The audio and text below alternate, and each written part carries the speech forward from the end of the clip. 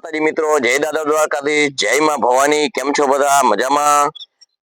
આજે મિત્રો આપણે વાત કરવી છે બેશરમ. બેશરમ કેને કહેવાય? કે કોઈ પણ માણસ પોતાએ કબૂલેલી વાત પોતાની જીવનની અંદર કોઈ પણ સંજોગોમાં કોઈની વચ્ચે રહેલી વાત કે કોઈ પણ પોતે જાણે છે એવી વાત અને કોઈ પણ માણસને મદદ થઈ શકે એવી વાત કે બે માણસ વચ્ચેની જોડતી કડીની વાત કે એ વાત જે કરી છે ત્યારે એ વાત મુજબ જ થાય તો જે એ સાચી વાત ઠેરાય એવી વાત, એવી કડી જે એ માણસ પોતાની કોઈ પણ પ્રક્રિયા જ્યારે એ મુજબ એ ઘડી આવે, સત્યતા સાબિત કરવાની ઘડી આવે અને એ મુજબ ન બોલે અને એના વિરોધની અંદર એ માણસ ખોટું બોલે, ખોટું વધારીને બોલે, આવા વ્યક્તિને બેશરમ કહેવાય.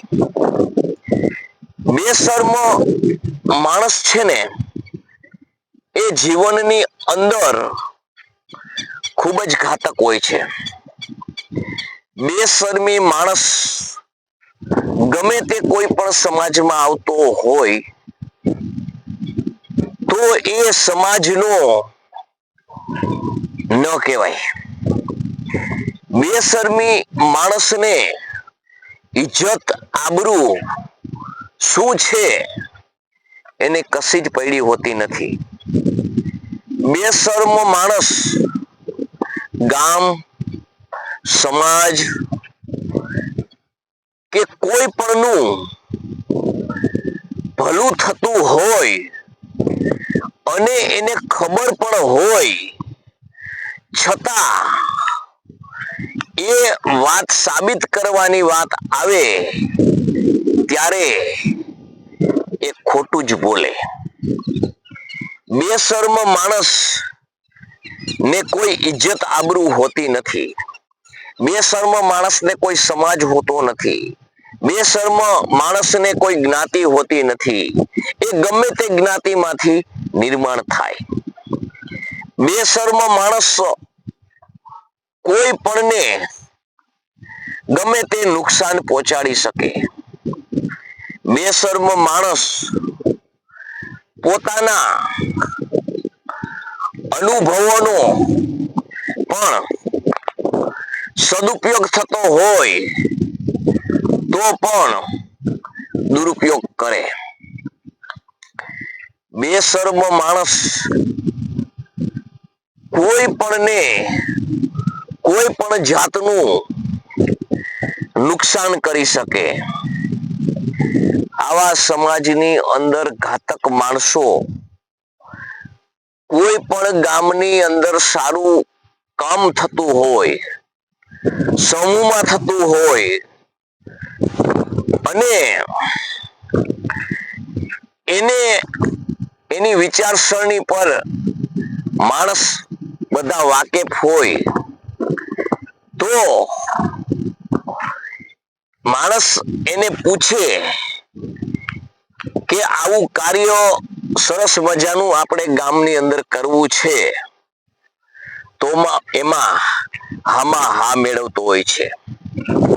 એ માણસ હામાં હા મેળવીને પણ પોતાને ફાયદો થાય તો એ બધી શરમ મૂકી અને બેશર્મ થાય છે.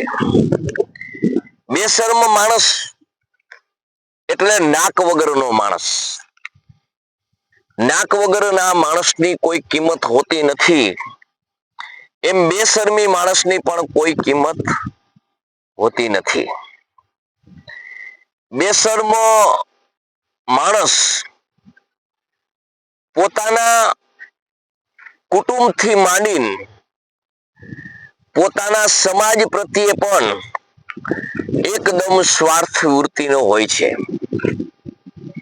બેશર્મો માણસ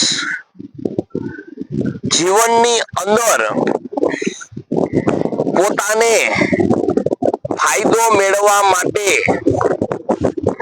ગમે તેવું જૂઠાણું ફેલાવે છે. બેશરમી માણસ એ એક એવા વર્ગનો હોય છે કે જેને માણસ પાસે આવે તો પણ ન ગમે, છતાં એ માણસ કાકચૂસી કરવા અહીંયાથી ત્યાં ને ત્યાંથી બીજે કરતો રહેલો હોય છે. બેશરમી માણસ પોતાની પાસે કઈ પણ ન હોય, કોઈ એને ઓળખતું ન હોય તો ખોટી ડંફાસો મારતો હોય છે. પોતાની જાતને બધા જાણવા છતાં જાહેરમાં હું કંઈક છું આવું માણસ જાણે છતાં બેશરમથી બોલતો હોય છે. આ માણસ એના જીવનની અંદર ગમે તે હદ સુધી જઈ શકે છે. આ માણસ કોઈને મોતના મુખમાં ધકેલાઈ જશે આવી ખબર હોવા છતાં પણ પોતાના સ્વાર્થ માટે એનું ગમે તે થાય પણ પોતે એટલી બેશરમી સુધી જઈ શકે છે. માટે જીવનની અંદર મિત્રો કોઈ દિવસ બેશરમી માણસોનો ભરોસો ન કરતા. બેશરમી માણસ થી કોઈ નીચ પ્રકૃતિનો માણસ ન હોઈ શકે. બેશરમી માણસ તમારો ઉપયોગ ગમે ત્યાં કરી શકે, તમારા સગા વાલાનો પણ ઉપયોગ કરી શકે.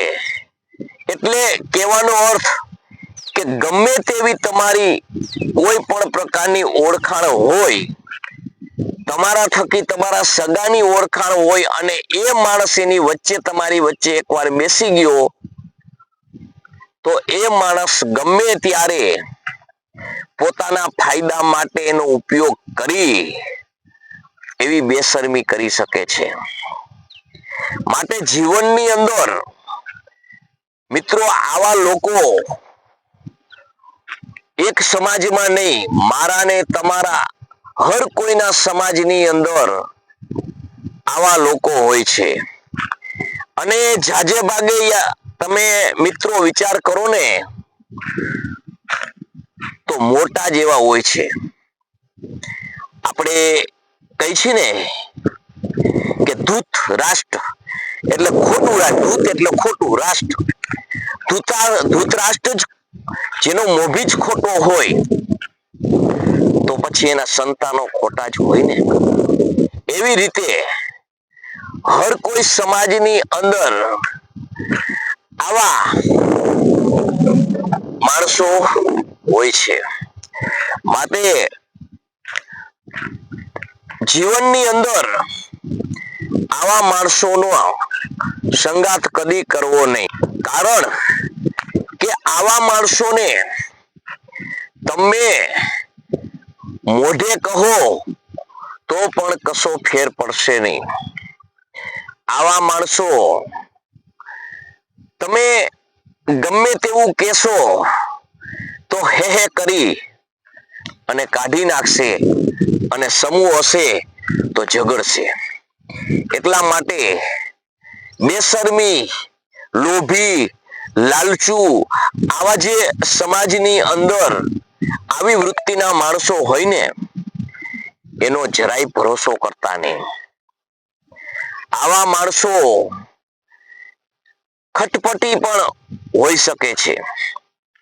આવા માણસો ની જો ગામની લીડરતા મળી જાય તો ગામને ખાડામાં જ નાખે છે.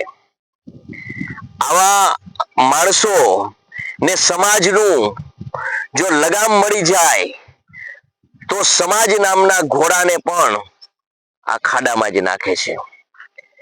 માટે આવા બેશરમી લોકો છે એનું કોઈ મૂલ્ય હોતું નથી. માટે મિત્રો, તમને આ વિડીયો કેવો લાગ્યો એ કોમેન્ટ કરીને જણાવજો.